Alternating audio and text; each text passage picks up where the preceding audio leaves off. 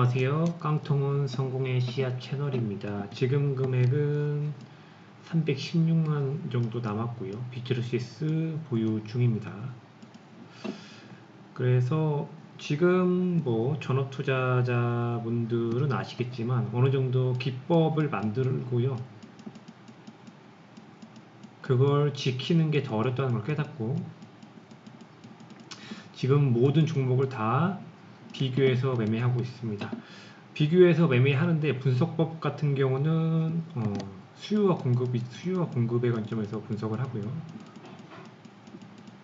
그리고 비교 대상은 보관법을 통해서 그거를 예측을 하는 거죠. 예를 들어서 내가 비트로시스를 매매하고자 한다면 일단 계획을 세우는 거죠. 이렇게 계획을 세웁니다. 비트로시스라는 계획을 쭉 세우는데 요 데이터는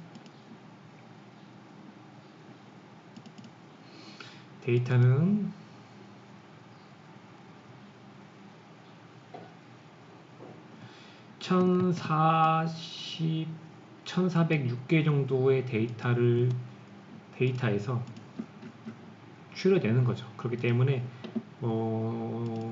이게 익숙해지면 1시간까지 또 줄어들 수가 있거든요. 근데 만약에 익숙하지 않다면 일주일이 걸릴 수도 있습니다. 제가 생각하는 건 인간의 심리는 완벽하지 않다. 그래서 어떤 기법을 만들어도 사실상 그거를 지키는 게 더 괴로운 것 같아요. 괴롭고 어떻게 보면 그거를 단번에 지킬 수 있는 건 약간 타고난 재능이 있어야 재능의 영역이라고 생각하고 저는 깔끔하게 포기를 했습니다. 그 기법을 깔끔하게 포기를 했어요. 예를 들어 신성홀리스 같은 경우는 지금이 매수 자리죠. 기법에 의하면 매수 자리입니다. 왜냐면 이 수요량이 늘어나고 있고요. 수요량이 늘어나고 있고 고점을 갱신하지 않을 경우 더 이게 수요일 확률이 더 높아지죠. 고점을 갱신하지 않고 거래량이 는 상태에서 어떤 이런 거래량이 나와졌을 때 요 앞에 공급에 해당하는 음봉들을 다 이기는 양봉이 나왔을 때 매수 포인트다. 그러나 저는 이제는 이런 매매법을 버렸습니다. 그래서 직접 확인하고 뭔가 확인하고 그걸 비교해서 할 수 있는 매매법만 도입을 하려고 해요.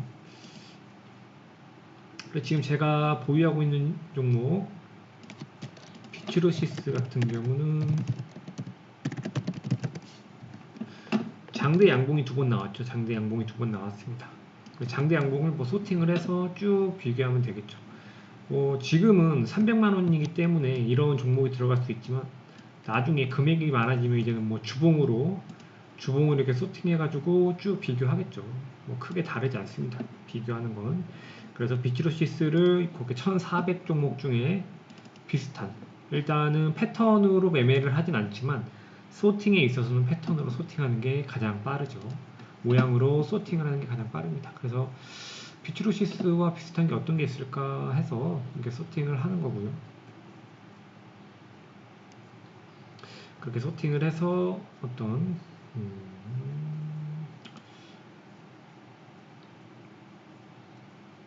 종목을 살지 이제는 쭉 살펴보는 거죠.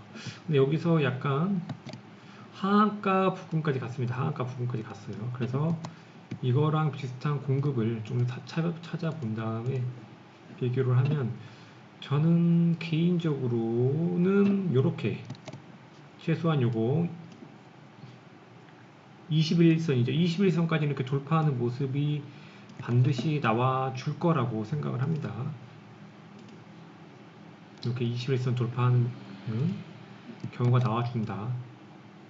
그래서 이 21선이 돌파할 때까지 기다린다. 그래서 이 비트로시스보다 내가 수요가 좋은 종목이 있고 수요가 나쁜 종목이 있죠.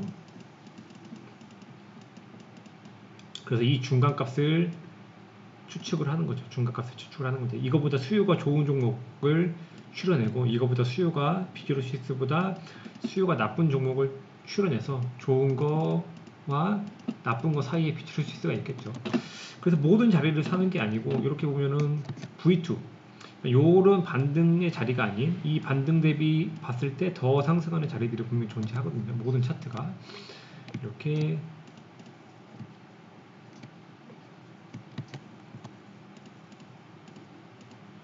이런 식으로 이런 반등 자리가 아닌 반등 자리에 섣불리 매수하는 게 아닌 이렇게 반등 자리보다 좋은 자리들이 분명히 존재한다. 분명히 존재한다. 그래서 그런 자리들을 매수를 하려고 하는 거죠. 그래서 지금 이거는 비즈로시스는 물론 여기서 매수해서 지금 여기서 한번 매매하고 다시 매수했지만 이 900원 선은 돌파를 한 번쯤은 해줄 거라고 생각해서 지금 홀딩하고 있습니다. 그런 식으로 쭉 시나리오를 살펴보는 거예요. 그래서 물론 이 시나리오를 짜는 게 처음에는 익숙지가 않고 시간이 분명히 많이 듭니다. 그리고 분석도 다르게 할 수 있어요. 그러나 내 마음이 편합니다. 손발이 고생하면 내 마음이 편해요. 그렇기 때문에 만약에 기법을 만들고도 마음이 흔들리시는 전업 투자자분들이 계시다면 저처럼 한번 일일이 그냥 한번 비교해서 매매하는 것도 나쁘지 않다.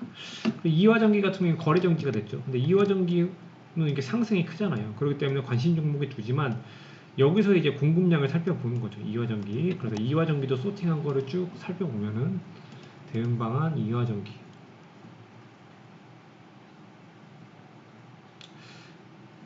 이화전기가 어디 있을까요? 이화전기.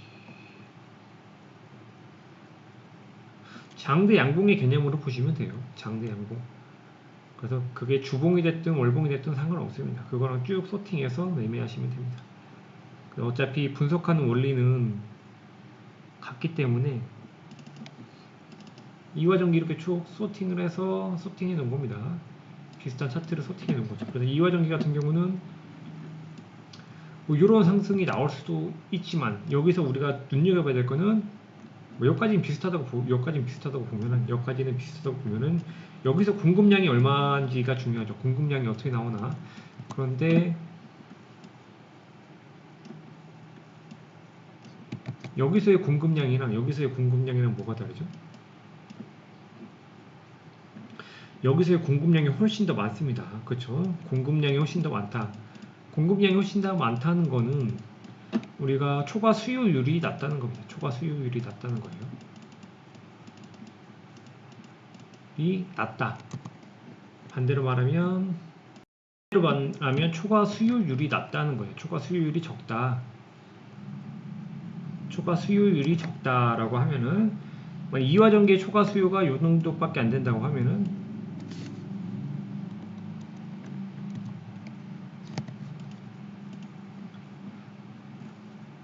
두산 EUB 같은 경우는 초과 수요율이 더 낮은 거죠. 그래서 우리가 흔히 하는 실수입니다.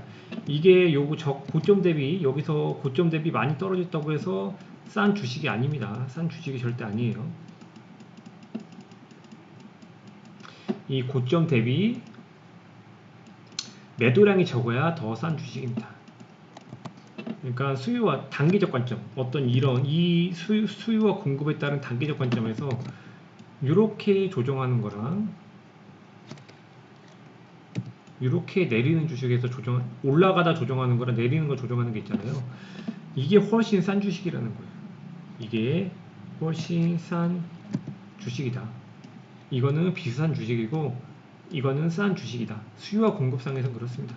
이게 만약 초과 수요 상승이라고 가정하면은 이게 더 싼 주식이고 이거는 공급량이 늘어나는 초과 공급이라고 하면 이건 비싼 주식이다. 그래서 이렇게 위에 자릴 수도 있다. 위에 초과 공급의 자릴 수도 있다라고 보는 거죠.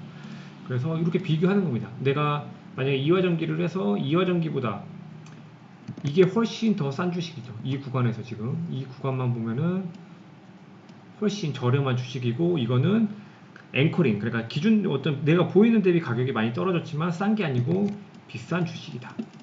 그러면 요걸 바탕으로 해서 이제는 이걸 접근할 때 매우 보수적으로 접근을 해야 한다. 그런 식으로 이제 계획을 짜는 거예요. 그래서 계획을 짜는 방법을 실전을 통해서 또 말씀을 드리면 또 뭐가 있을까요?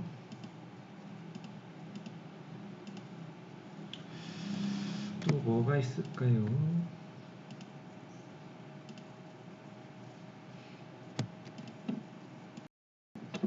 EV 첨단 소재 보면은 이제 EV 첨단 소재와 비슷한 걸 이제 찾는 거죠. 그래서 쭉 소팅을 한다.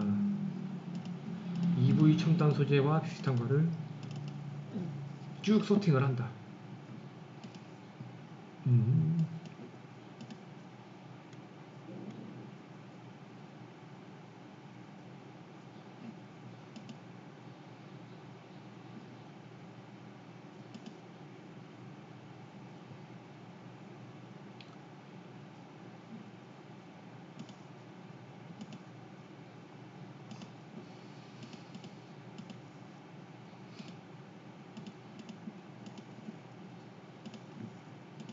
EV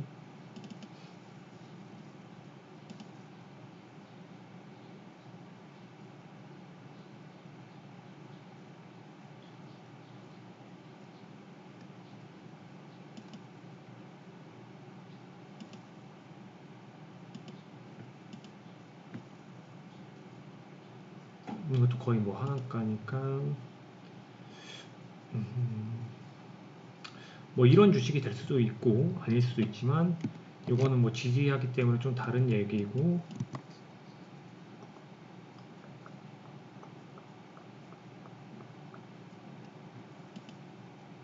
지금 지지하지 않고 있잖아요.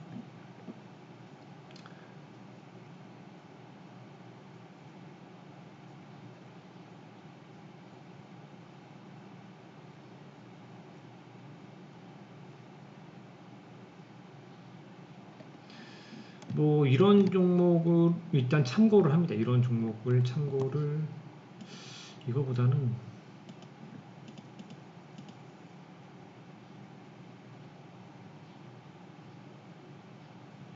이 종목이 좋을 것 같아요. 이 종목을 참고를 해서 매매를 하는 거죠. 이 종목을 참고해서 매매하는데 또 거래량이 좀 더, 일단은 요 V2 구간이 발생을 하죠. 여기보다 더 많이 상승하는 V2 구간이 발생할 가능성이 존재한다라고 보고 이제는 준비를 하는 겁니다. 뭐 이렇게 해도 나올 수도 있어요. 요거일 경우는 이렇게 나올 수도 있다. 이거 좀 예시가 이거 좀 더 많이 봐야 될 것 같아요. 이거는 일단 스킵하겠습니다.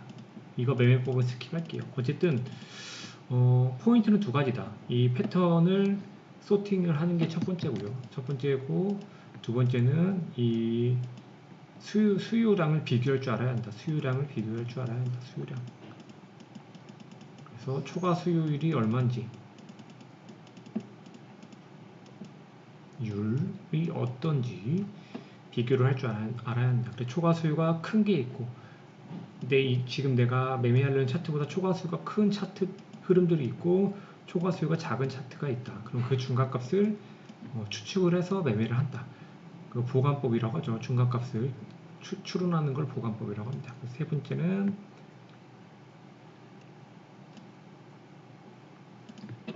그렇게 해서 모든 자리가 아닌 V 상승의 큰 자리, 앞에 상승보다 큰 자리, 그러니까 강약으로 어떤 흐름들이 있다고 하면은 이런 자리들이 아니고요. 이런 자리들을 찾아서 매매를 해야 하는 거죠. 요거 같은 경우도 이 자리를 당장 매매하는 게 아니고 이렇게 더 크게 나오는 자리들을 살펴보는 겁니다.